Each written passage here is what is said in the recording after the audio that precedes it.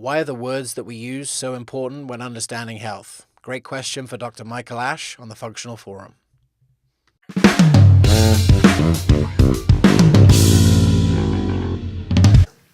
If we're going to train more people to be able to translate this information, we require a shift in the knowledge base. We require a movement in concept.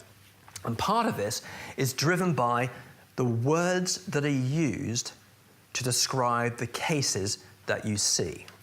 And the first word, which I think has strangleholded the translation of acute medicine into the non-communicable disease, is the historical association with the word pathogen. Pathogen suggests that one organism or a group of organisms or one host has some degree of total responsibility for the health or illness of the individual. And pathogenic medicine favors a reductionist approach. You isolate a troublesome organism or trigger and you attempt to eradicate it. And that model has worked exceptionally well for bubonic plague, HIV to some degree, pneumonia and other infectious diseases, but that's not the bulk of the cases that people are seeing. Now, microbiologists that study bacteria tend to view the microbe as the key variable in disease, and immunologists tend to view the host or the immune system as the key variable.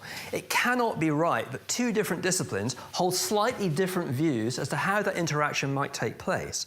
There must be a coalescing of these skill sets, and that requires people to think across systems. And this is really quite a challenge. As Rongan was explaining, this is not the way standard medical training takes people through a process of systematic analysis. So a structure, a well-established interaction between different systems occurring simultaneously allows that to occur.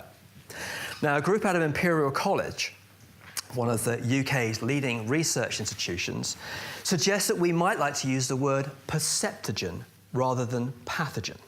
That this would allow us to take into account activities to do with protein production, enzymatic production, the organism, the patterns present within the organism, and all types of additional environmental triggers that come in to play a role in how the human responds to that trigger.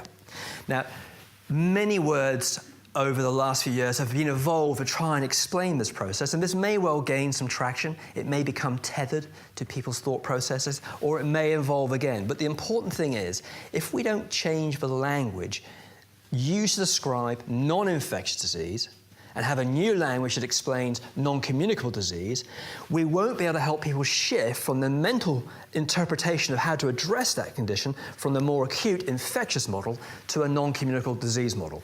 Hence the interest in translating different things. Thanks so much for watching, and for more great clips like this, please subscribe to our YouTube channel.